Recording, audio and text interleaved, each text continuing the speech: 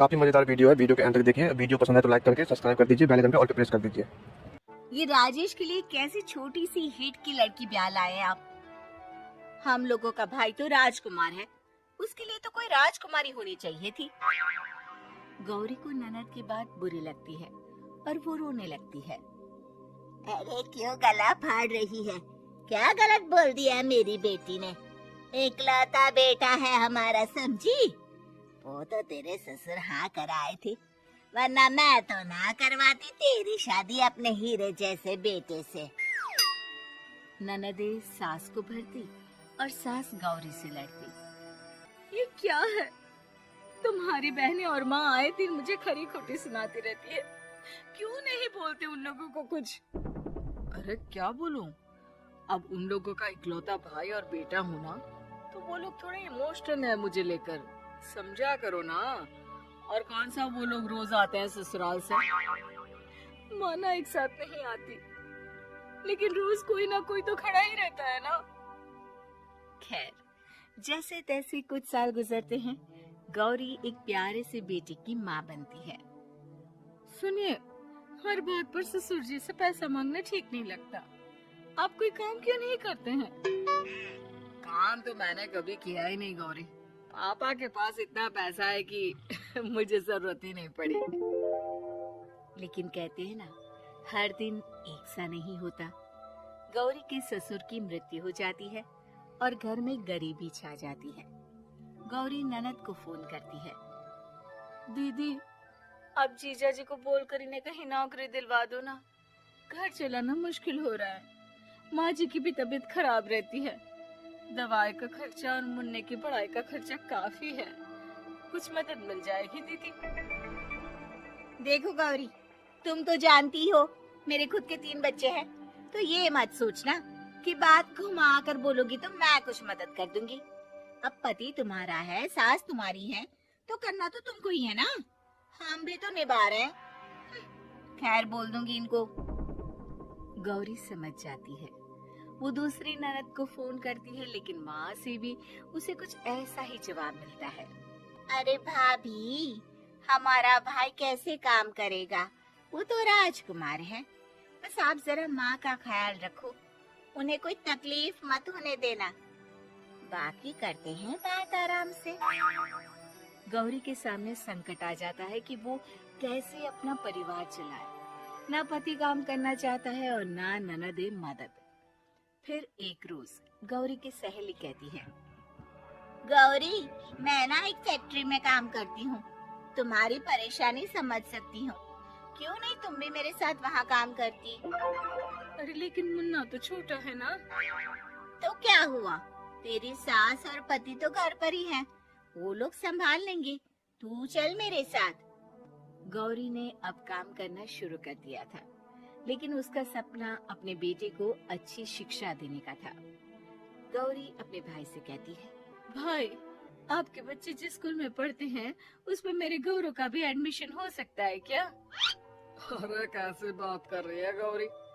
जितना तू कमाती है उतने में तो तेरा घर भी नहीं चलता।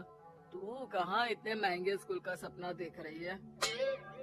लेकिन गौरी भी ठान लेती है कि वो किसी न किसी तरह अपने बच्चे को अच्छी स्कूल में पढ़ाएगी। माँ जी, ये मेरे गहने हैं, मैं बेच रही हूँ। गौरव का कल एडमिशन है। अरे वो तो ठीक है गौरी, लेकिन आगे की फीस कैसे मैनेज करेगी?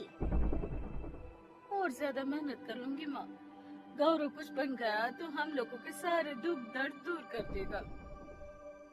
गौरी, हम लोगों ने तुझे गलत समझा, लेकिन तू ही थी जो ये घर लेकर चल रही है, वरना कब की अलग हो जाती। गौरी सास की ओर मुस्कुरा कर देखती है। आप भी तो मेरा साथ दे रही है ना। अरे कभी खाने में अंडा या मुर्गा भी खिला दिया करो, क्या रोज रोज पत्ता खिलाती रहती हो? अरे शर्म तो आती नहीं, सारा दिन बहू काम करके पैसे लाती है, खुद तो कुछ करता नहीं, ऊपर से मुर्गा खाना है इसको। गौरी अपना घर चलाने के लिए तो पर्याप्त पैसे कमा लेती है, लेकिन बेटे के महंगे स्कूल, कोचिंग और उसकी डिमांड पूरी करने के लिए उसे लोगों से पैसे उधार लेने पड़ते। माँ, मुझे जूडो कराटे की ड्रेस चाहिए। मैं घर के कपड़ों में क्लास नहीं अटेंड करूँगा। और क्या, बिल्कुल, घर की भी कोई ड्रेस होती है क्या? मैं कल ही ला दूंगी। हाँ बच्चा, तू बस मन लगाकर पढ़ाई किया कर। उसकी जाने के बाद कहाँ से लाएगी पैसे ड्रेस के? माँ, वो पास वाली चाची से कुछ पैसे उधार लूंगी। अरे सभी से तो उधार ले चुकी है तू। कर्जा इतना चढ़ा लिया है कि पूरा जीवन भी कमाएगी तो उतार नहीं पाएगी। अरे माँ जी, गौरव कुछ बन जाए तो मुझे कमाने की क्या जरूरत? फिर तो मैं बस रानी बनकर राज करूंगी। एक दिन गौरव कहता है, माँ, मेरी नौकरी लग गई है, वो भी अच्छे पैसों में। अब हम लोगों के बुरे और दुख के दिन जल्दी खत्म हो जाएंगे। गौरी के खुशी का ठिकाना नहीं होता। वो सास की फोटो के सामने हाथ जोड़ती है कि उसका पति उसे कहता है, देखा गौरी, तेरी तपस्या खत्म हुई। इतने सालों से जो तू फैक्ट्री में नौकरी कर रही है, अब तू आराम कर सकती है। अरे नहीं नहीं, अभी तो नौकरी लगी है, कुछ दिन कुछ पैसे कमा तो लेने दो। कुछ महीनों बाद गौरी की ननद गौरव के लिए रिश्ता लेकर आती है। अरे भाभी, वो मैं ना रिश्ता लेकर आई थी गौरव के लिए। सुना अच्छा कमा रहा है, क्यों? देखा मेरी बहन कितनी अच्छी है, कितना सोचती है हम लोगों के लिए। गौरी कुछ नहीं कहती, लेकिन उसका मन नहीं होता है कि वो बेटी की शादी इतनी जल्दी कर दे। हाँ वो तो ठीक है, लेकिन अभी कुछ कर्जा है जिसे उतारना है। तो क्या हो गया, शादी के बाद भी उतार लेगा। कम से कम एक लड़की आ जाएगी तो आराम रहेगा। गौरी लोगों के प्रेशर में आकर बेटी की शादी कर देती है और शादी के बाद एक दिन जब अपनी फैक्ट्री में जाती है, मैनेजर साहब, कैसे इस फैक्ट्री में 22 साल काम कर लिया पता ही नहीं चला। अब तो बेटा सेटल हो चुका है, नौकरी की जरूरत नहीं है। लेकिन आप सभी का शुक्रिया गौरी बहन, बहुत मेहनत की तुमने जीवन में। अब भगवान कोई मुश्किल ना दे। गौरी घर आती है, लेकिन दरवाजे के बाहर से ही उसे बहू और बेटे की आवाज सुनाई देती है। क्या है, तुम्हारी माँ ने तो सोचा भी नहीं कि जो कर्जा वो ले रही है खुद की अय्याशी के लिए, वो हम लोग क्यों करें? उनका कर्जा है वो देखे। हाँ लेकिन क्या करूँ, माँ को छोड़कर रह भी तो नहीं सकता ना।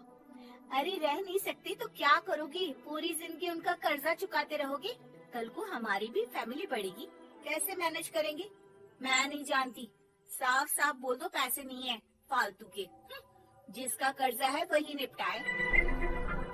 गौरी बेटे बहू की बात सुनकर स्तब्ध रह जाती है और अंदर न आकर वहाँ से सीधे फैक्ट्री जाती है। मैनेजर साहब, मैं सोच रही थी कि इतनी जल्दी नौकरी नहीं छोड़नी चाहिए। जब तक हिम्मत है तो कर लेते हैं। वो मेरा इस्तीफा ना वापस कर दीजिए। ये बोलकर गौरी की आंख लाल हो जाती है। मैनेजर समझ जाता है कि गौरी की उम्मीद टूट चुकी है। वो उसके हाथ में इस्तीफा रखकर कहता है, कर्जा माँ का है तो माँ ही चुकाएगी। माँ का कर्जा आज तक क्या कोई चुका पाया है?